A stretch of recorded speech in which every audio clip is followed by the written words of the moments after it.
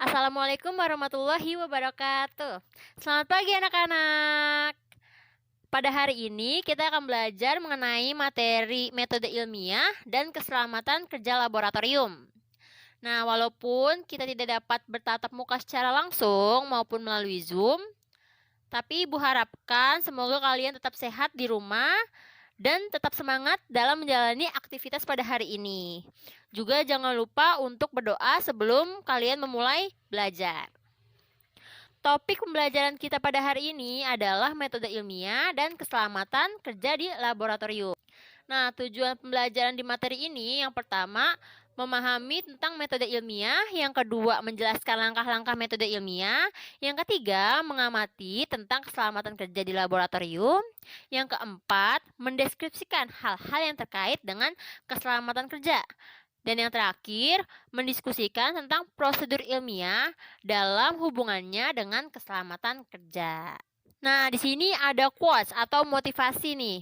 Belajar bukan hanya di sekolah atau baca buku saja, tetapi ketika kalian membaca sebuah realitas atau fenomena alam dengan menggunakan akal dan pikiran, maka kalian juga termasuk belajar. Jadi, belajar itu dapat dilakukan di mana dan kapan saja.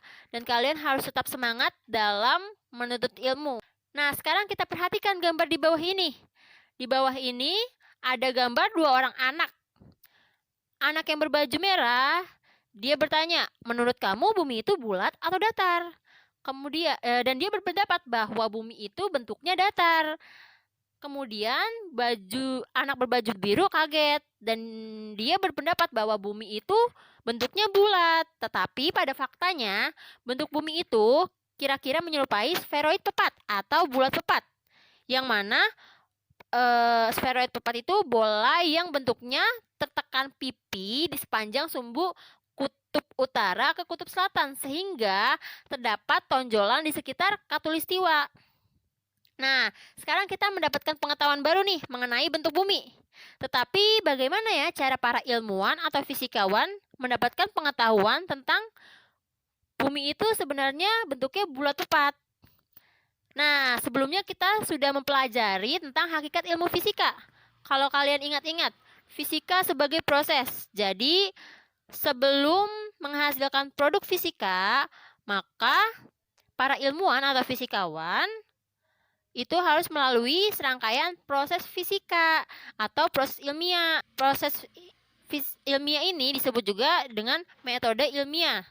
Nah, metode ilmiah adalah suatu cara sistematis yang digunakan oleh ilmuwan dalam memecahkan atau mencari jawaban atas masalah-masalah yang dihadapi dalam penelitian melalui langkah-langkah metode ilmiah.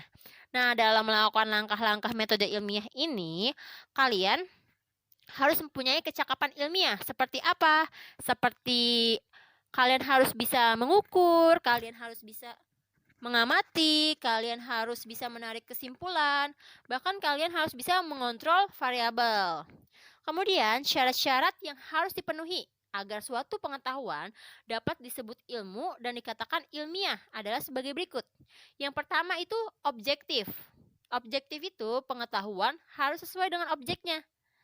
Jadi tidak kalian lebihkan, tidak kalian kurangi. Kemudian, ketika kalian lihat bahwa objek tersebut A, maka kalian harus bilang objek tersebut A, bukan kalian bilang objek tersebut B. Dan didukung dengan fakta-fakta empiris yang ada. Yang selanjutnya adalah metodik. Metodik itu pengetahuan harus diperoleh dengan menggunakan cara-cara tertentu, yaitu cara-cara yang teratur dan terkontrol, yaitu dengan menggunakan tadi metode ilmiah. Yang ketiga, sistematik. Jadi ilmu pengetahuan itu tersusun dalam suatu sistem yang tidak berdiri sendiri, tetapi merupakan kumpulan atau satu dengan yang lainnya itu saling berkaitan. Nah, yang terakhir, agar pengetahuan dapat disebut ilmu dan dikatakan ilmiah, harus berlaku umum atau universal. Jadi pengetahuan itu tidak hanya berlaku untuk satu orang saja, untuk si peneliti saja, tapi untuk semua orang. Yang mana ketika kita melakukan eksperimen yang sama, maka kita akan mendapatkan hasil yang sama pula. Nah, selanjutnya Tadi yang kita bahas langkah-langkah metode ilmiah. Yang pertama, kita harus melakukan pengamatan agar kita mendapatkan masalah. Yang kedua, kita harus merumuskan masalah. Dan yang ketiga, kita harus mengumpulkan data atau informasi. Tujuannya apa? Tujuannya untuk mendukung teori yang ada. Yang keempat, membuat hipotesis. Hipotesis itu dugaan sementara atas jawaban kita. Kemudian, melakukan percobaan. Nah, ketika kalian melakukan percobaan, maka kalian akan mendapatkan data-data. Langkah selanjutnya itu adalah menganalisis data. Ketika kalian sudah menganalisis data, maka barulah kalian bisa menarik kesimpulan apakah hipotesis kalian diterima atau hipotesis kalian ditolak. Jika hipotesis kalian diterima, maka kalian bisa langsung mengkomunikasikan hasil penelitian kalian kepada khalayak umum. Tetapi jika hipotesis kalian ditolak, maka kalian harus membuat hipotesis yang baru, kemudian mengulangi percobaan atau eksperimen. Selanjutnya ada penjelasan mengenai langkah-langkah metode ilmiah. Yang pertama, melakukan pengamatan. Jadi, melakukan pengamatan atau observasi tujuannya itu untuk menemukan masalah. Masalah ini bisa ditemukan melalui pengamatan. Pengamatannya ada dua, pengamatan kuantitatif dan kualitatif. Contoh pengamatan kuantitatif itu dia data-datanya berupa angka. Contohnya seperti berat badan, umur. Nah, untuk kualitatif itu pengamatan yang dilakukan melalui panca indera. Contohnya itu air sebagai zat cair merupakan salah satu sumber pemanfaatan energi untuk pembangkit listrik yang karakteristiknya perlu diketahui agar tepat guna. Kedua, itu merumuskan masalah. Masalah ini merupakan pertanyaan 5W+1H tentang objek yang diteliti, yang jelas batasan-batasannya, serta dapat diidentifikasi faktor-faktor yang terkait di dalamnya. Jadi, pertanyaan itu harus diajukan secara jelas dan tidak menimbulkan penafsiran ganda. Juga rumusan masalah harus dinyatakan dengan kalimat tanya tadi 5W+1H, yaitu apa, siapa, kapan, di mana, mengapa, dan bagaimana. Contohnya dimulai dari kata bagaimana. Bagaimana hubungan antara suhu zat cair dengan lama pemanasan zat cair tersebut? Itu kan dimulai dari kata bagaimana atau kalimat tanya. Kemudian selanjutnya, ketika sudah merumuskan masalah, maka kita harus mengumpulkan data atau informasi yang akan mendukung teori dalam penelitian. Nah, informasi atau data ini dapat diperoleh dari literatur, buku, jurnal, ataupun internet yang sesuai dengan topik penelitian yang kita lakukan atau yang dapat mendukung teori dalam penelitian.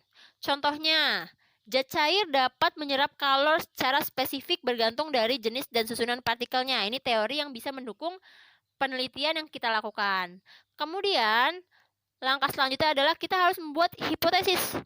Tadi kita sudah mengumpulkan berbagai data atau informasi. Kemudian kita harus membuat hipotesis atau jawaban. Hipotesis itu merupakan jawaban sementara atau dugaan sementara tentang masalah yang sedang kita selidiki.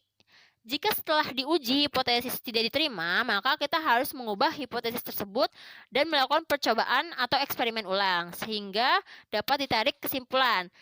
Dan jika hipotesis diterima, maka kita bisa langsung mengkomunikasikan hasil penelitian kita. Contoh hipotesisnya itu, semakin lama dilakukan pemanasan pada air, maka semakin tinggi pula kenaikan suhu dari zat cair tersebut. Nah, ketika sudah membuat hipotesis, maka kita langsung bisa melakukan percobaan atau eksperimen. Percobaan atau eksperimen dapat dilakukan untuk menguji kebenaran tentang hipotesis yang kita ajukan. Jadi, percobaan ini biasanya dilakukan berulang kali sehingga dapat ditarik kesimpulan. Nah, hipotesis tadi yang telah kita ajukan itu mengandung beberapa variabel. Variabelnya ini berpengaruh terhadap eksperimen yang akan kita lakukan. Jadi, ada 3 jenis variabel yang perlu diperhatikan pada suatu percobaan yang meliputi yang pertama variabel bebas, yaitu variabel yang dapat diubah dengan bebas. Yang kedua variabel terikat, yaitu variabel yang diteliti. Jadi perubahannya bergantung pada variabel bebas. Yang terakhir itu variabel kontrol, yaitu variabel yang selama percobaan dipertahankan tetap.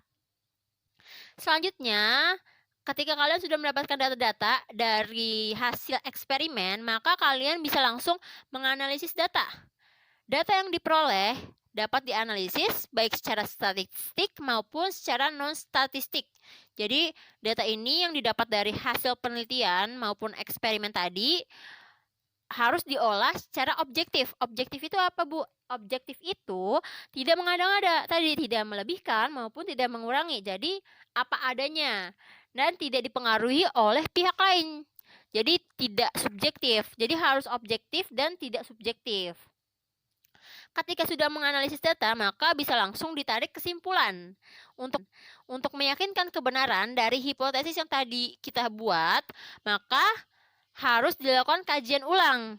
Apabila hasil uji ulang itu selaras dengan hipotesis yang ada, maka hipotesis itu bisa dijadikan kaidah atau hukum dan bahkan menjadi teori yang baru. Jadi, ketika ternyata hipotesisnya itu diterima, maka bisa langsung ke langkah selanjutnya. Tetapi jika hipotesis ditolak, maka kalian harus mengajukan hipotesis yang baru dan melakukan percobaan yang baru pula. Nah, langkah selanjutnya, langkah yang terakhir ini, ketika hipotesis diterima, maka kalian dapat mengkomunikasikan hasil penelitian. Jadi, hasil penelitian ilmiah dapat dikomunikasikan atau dipublikasikan kepada orang lain dalam berbentuk laporan tertulis atau melalui form diskusi dan seminar. Dari praktikum ini adalah panjang ayunan. Tadi variabel bebas apa? Variabel yang dapat kita ubah dengan bebas, yaitu variabel panjang ayunan. Nah, sementara variabel terikat, variabel yang kita teliti atau yang bergantung pada variabel bebas. Berarti variabel yang dipengaruhi. Variabel yang dipengaruhi ini adalah periode getaran. Sementara variabel kontrol itu adalah variabel yang selama percobaan dipertahankan tetap. Jadi tidak diubah dari awal percobaan maupun di akhir percobaan, yaitu berat beban. Berat beban kalian tetap memakai segitu-segitu aja. Misalnya dari awal kalian pakai 5 kilo, maka di akhir kalian tetap pakai 5 kilo. Kemudian alat dan bahannya ada benang, bahan pemberat, statif, stopwatch, dan mistar. Langkah kerja yang harus kalian lakukan, yang pertama, rangkai sebuah ayunan sederhana dengan panjang ayunan 20 cm seperti gambar di samping. Kemudian kalian simpangkan. Simpangkan, kalian lihat yang posisi A. Kemudian kalian lepas. Nah, ketika kalian lepas, kalian ukur selang waktu 10 ayunan dengan stopwatch.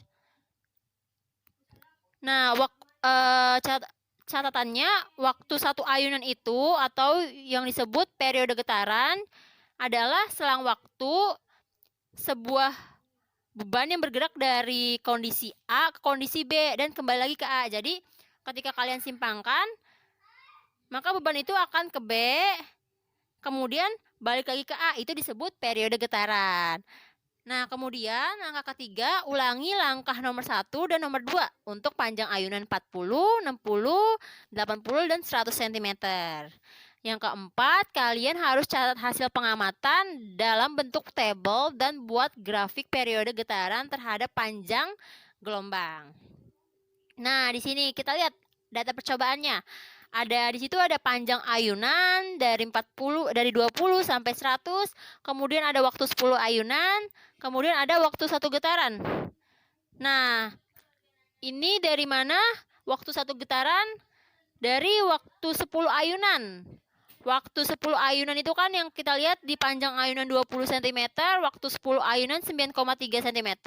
Untuk mendapatkan waktu 1 getaran, maka kalian bagi 10, jadi dapatkan 0,93. Nah, jadi kalian lihat juga di grafik itu, grafik periode getaran terhadap panjang ayunan. Dari grafik tersebut, kita lihat grafiknya naik ke atas. Jadi, berdasarkan grafik terlihat bahwa ayunan meningkat. Jadi, kesimpulannya, semakin panjang ayunannya, semakin panjang dari 20 cm ke 100 cm, maka akan semakin lama pula periode getaran. Jadi, apakah hipotesis diterima? Hipotesis diterima. Sekarang di sini ada keselamatan kerja di laboratorium. Nah, kenapa sih Bu kita harus mempelajari keselamatan kerja di laboratorium? Tujuannya agar nanti ketika kita sudah new normal nih, udah masuk ke sekolah, kalian kan ada beberapa pertemuan yang menggunakan laboratorium. Nah, kalian sudah tahu tuh basic-basic dasar-dasar penggunaan laboratorium. Jadi, kalian sudah tahu apa yang harus dilakukan, apa yang tidak boleh dilakukan saat berada di dalam laboratorium. Dan juga menghindari terjadinya kecelakaan di dalam laboratorium. Nah, sekarang kita perhatikan gambar di bawah ini. Di situ ada gambar orang-orang atau para peneliti yang sedang melakukan penelitian. Nah, apakah yang dilakukan oleh para peneliti ini telah menunjukkan sikap ilmiah yang benar? Dari gambar tersebut terlihat bahwa ada seorang peneliti yang berlari-larian di dalam laboratorium, yang mana itu sangat membahayakan dan sangat mengganggu bagi orang-orang sekitarnya. Juga ada beberapa peneliti yang tidak menggunakan peralatan keamanan seperti sarung tangan dan kacamata pelindung. Juga ada seorang peneliti yang memegang tabung reaksi langsung di depan mukanya. Kenapa tidak boleh memegang tabung reaksi di depan muka? Karena takutnya zat kimia tersebut memercik keluar mengenai muka kita. Dan itu akan sangat membahayakan bagi diri kita juga. Nah, pada keselamatan kerja di laboratorium ini, kita akan membahas dua bahasan, yaitu aturan keselamatan kerja dan lambang-lambang bahaya. Sini ada aturan keselamatan kerja. Jadi aturan keselamatan kerja yang paling penting itu adalah selalu mengikuti petunjuk-petunjuk yang telah diberikan oleh guru atau mengikuti petunjuk-petunjuk yang tercantum dalam buku pelajaran. Nih, di sini ada beberapa petunjuk, yaitu sebelum masuk lab kalian harus memakai perlengkapan seperti baju APD, kemudian kacamata, dan kalian harus mendengarkan instruksi dari guru, kemudian bekerja dengan sabar dan hati-hati. Dan yang kalian tidak boleh lakukan itu, pertama jangan bercanda, berisik, berlarian, atau bermain-main di dalam laboratorium. Kemudian jangan makan-makan di dalam laboratorium, dan tidak mencuci tangan. Takutnya zat kimia yang kalian pegang itu akan terbawa dan kalian itu akan terkena zat kimia tersebut. Di sini ada aturan-aturan keselamatan umum. Yang pertama, aturan-aturan keselamatan umum. Yang pertama, kalian harus baca beberapa petunjuk untuk melakukan eksperimen. Jadi kalian harus baca petunjuk yang telah diberikan oleh guru. Nah, jika kalian masih bingung, kalian bisa tanyakan langsung kepada guru tersebut. Jadi sebelum mulai eksperimen atau praktikum, kalian harus tahu petunjuknya. Yang kedua, lakukan kegiatan dan gunakan alat-alat sesuai petunjuk dan seizin guru Anda. Kenapa? Karena ketika kita melakukan kegiatan yang tidak diizinkan, maka kita harus menanggung resikonya. Dan kita tidak tahu itu bahan apa yang kita pakai, itu peralatan bagaimana cara menggunakannya. Jadi, sebaiknya izin dulu kepada guru. Nah, yang ketiga, selalu berhati-hati untuk tidak menumpahkan bahan-bahan di dalam laboratorium. Jadi, walaupun kalian terburu-buru, kalian harus tetap berhati-hati. Yang keempat, dilarang makan dan minum di dalam laboratorium. Yang kelima, dilarang menyalakan api. Kenapa dilarang menyalakan api? Karena kalau kalian pernah dengar berita, banyak laboratorium yang meledak atau kebakaran gara-gara sepercik api. Jadi kalian harus memastikan tidak menyalakan api kecuali diperlukan dan di bawah pengawasan oleh guru. Nah, selesai melakukan kegiatan, kalian kembalikan alat-alat ke tempat semula dalam keadaan yang bersih juga rapi. Kemudian bersihkan meja dan ruangan laboratorium setelah kegiatan selesai dan padamkan semua pembakar dan periksa apakah saluran gas ke pembakar sudah terputus sebelum kalian meninggalkan laboratorium. Nah, ini penting banget karena beberapa laboratorium juga terjadi ledakan karena ada saluran gas yang masih menyala. Dan itu bisa terjadi ledakan yang besar dan membahayakan keselamatan orang-orang yang berada di sekitarnya. Yang terakhir, sebelum kalian masuk ke laboratorium maupun sesudah kalian keluar dari laboratorium, kalian harus cuci tangan terlebih dahulu.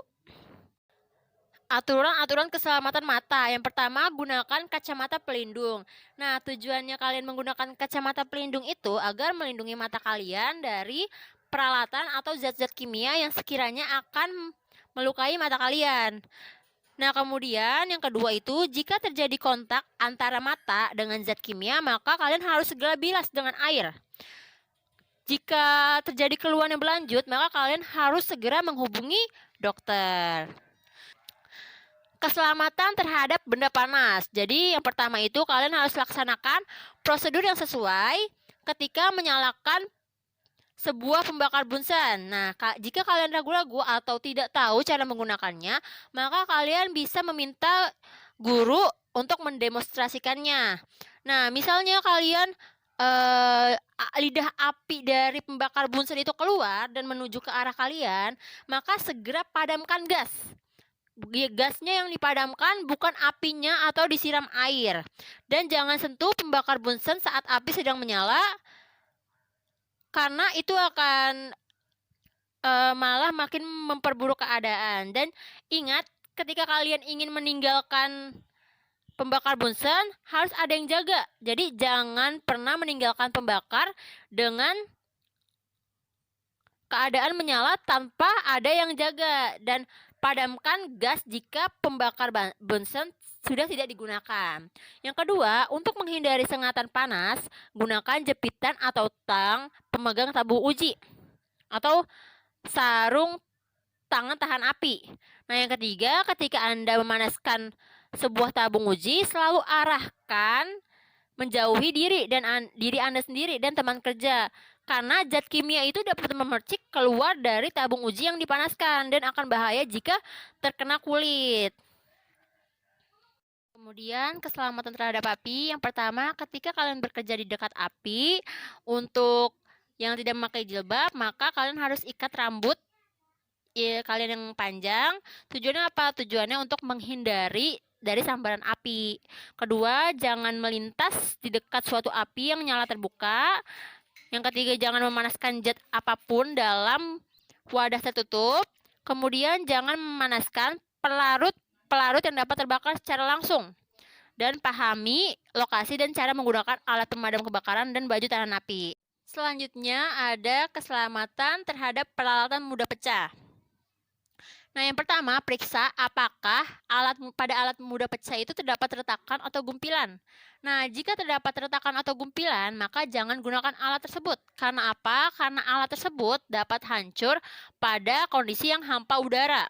Yang kedua, jangan memaksa saat memasang tabung ke penjepit berkaret. Nah, ketika tidak bisa dipasang, maka gerakan memutar dan pelumasan akan sangat membantu ketika memasang tabung kaca. Atau jika kalian masih ragu-ragu, kalian bisa tanyakan ke guru kalian. Nah, yang ketiga, jangan memanaskan alat mudah pecah yang belum kering. Untuk itu, gunakan sebuah tabir kawat untuk melindungi alat mudah pecah tersebut dari nyala api. Yang keempat, jangan mengangkat alat mudah pecah kecuali Anda yakin alat tersebut tidak panas. Nah, untuk mengangkat alat mudah pecah yang panas, maka gunakanlah sarung tangan tahan panas. Kemudian, keselamatan terhadap listrik. Jadi yang pertama, kalian harus jaga tangan selalu kering. Tujuannya untuk menghindari sengatan listrik akibat terjadi persentuhan dengan saklar-saklar listrik, stop kontak, kemudian kawat-kawat listrik. Nah, yang kedua, pengubahan rangkaian-rangkaian listrik boleh dilakukan jika rangkaian telah diputus dari sumber listrik. Jadi nanti ketika kalian di laboratorium, materinya misalnya listrik dinamis, itu kan menggunakan listrik. Nah, untuk merubah rangkaian, maka kalian harus matikan dulu stop kontak. Ini bertujuan agar tidak terjadi arus pendek. Nah, selanjutnya jangan menghubungkan terlalu banyak peralatan listrik ke stop kontak. Karena apa? Karena stop kontak dapat mengalami beban lebih atau arus lebih tadi, sehingga dapat menyebabkan kebakaran. Nah, kemudian bagaimana, Bu, jika terjadi kecelakaan di dalam laboratorium? Jika terjadi kecelakaan di dalam laboratorium, maka ada namanya pertolongan pertama pada kecelakaan atau P3K di laboratorium. Nah, untuk menanggulangi atau memberikan semacam pertolongan pertama pada kecelakaan, maka setiap laboratorium hendaknya memiliki instalasi keselamatan atau sekurang-kurangnya kotak P3K. Kotak P3K ini adalah kotak yang isinya itu alat-alat dan obat-obatan untuk pertolongan pertama pada kecelakaan. Jadi, kotak ini biasanya berwarna putih, diberi tanda palang merah, dan disimpan di tempat yang strategis dan mudah dijangkau. Kemudian yang kedua itu ada tisu, lap pembersih, serta alat-alat untuk membersihkan zat cair atau bahan lain yang tertumpah atau tercecer, serta alat-alat kebersihan untuk laboratorium. Kemudian yang ketiga, adanya tabung pemadam kebakaran atau minimal kotak berisi pasir. Tujuannya apa? Tujuannya untuk memadamkan api sesegera mungkin. Bahkan dalam laboratorium yang canggih pun yang terdapat instalasi keselamatan berupa sensor asap dan sprayer serta sistem hidran dan alarm kebakaran. Nah, jadi kalau misalnya laboratorium yang canggih itu ada instalasi keselamatan yang lebih canggih, ada sensor asap. Jadi ketika ada asap langsung keluar air untuk memadamkannya. Kemudian ada alarm kebakaran. Nah, di sini ada lambang-lambang bahaya. Lambang-lambang bahaya ini ketika kita bekerja di laboratorium, maka kita berhubungan dengan berbagai macam bahan kimia atau berbagai peralatan. Nah, kita harus mengenali sifat dari seluruh bahan kimia atau minimal kita harus tahu lambang-lambang dari bahan tersebut.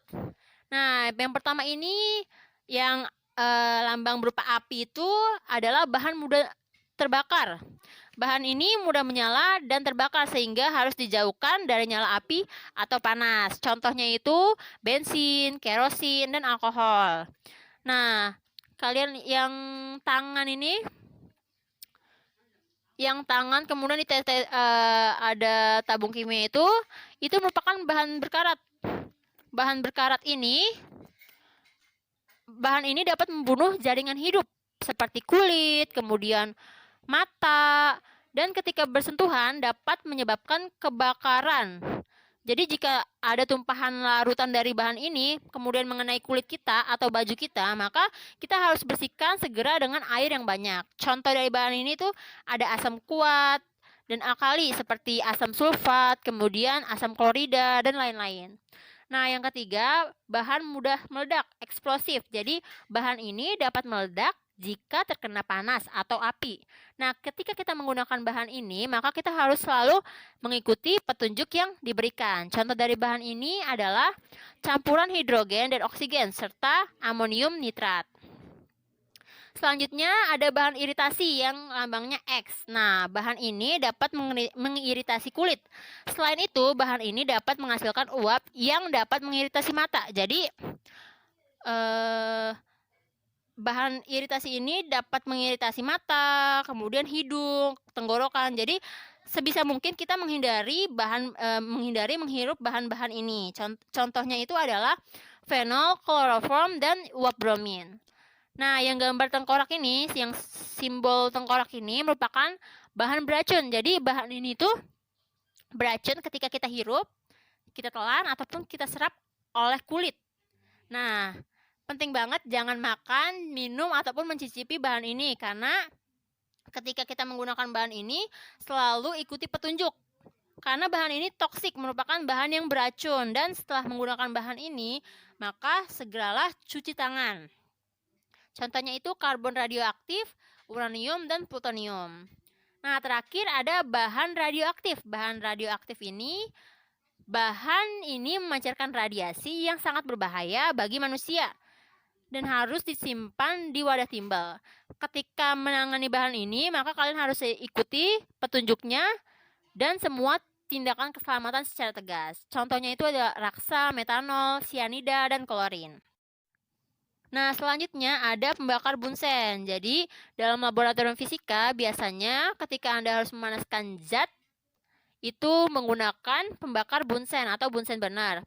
Nah, langkah untuk menyalakan pembakar bunsen itu pertama kita harus memutar kolar untuk menutup lubang udara. Jadi, kita harus, kalian bisa lihat gambarnya itu ada kolar. Jadi, kita harus memutar kolar untuk menutup lubang udara. Nah, kemudian kita letakkan nyala korek api di bagian atas tabung.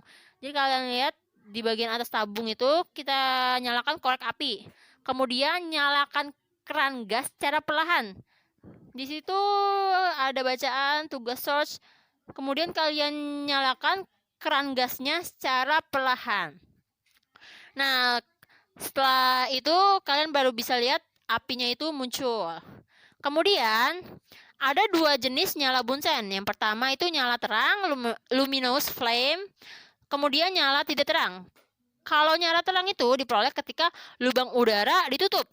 Nah, contoh nyala terang itu apinya itu dia agak orange kekuningan dan di bawahnya itu agak ada biru-biru gelap. Sementara nyala tidak terang itu diperoleh ketika lubang udara dibuka dan apinya masih biru, zona biru gelap, ada yang biru terang, ada yang biru gelap dan ada yang biru pucat. Nah, oke, kita sudah berada di penghujung pembelajaran pada pagi hari ini. Nah, jangan lupa untuk kalian kerjakan tugasnya yang telah Ibu berikan di Google Classroom. Di situ ada 2 tugas. Untuk yang masih belum paham atau yang masih ingin ditanyakan, kalian bisa langsung WhatsApp Ibu. Kalian bisa langsung tanyakan agar kalian semakin paham. Nah, sampai sini Ibu harap kalian sudah paham atas materi metode ilmiah dan keselamatan kerja. Untuk materi minggu depan, kita akan membahas besaran dan pengukuran. Dan sampai jumpa untuk pertemuan selanjutnya. Wassalamualaikum warahmatullahi wabarakatuh.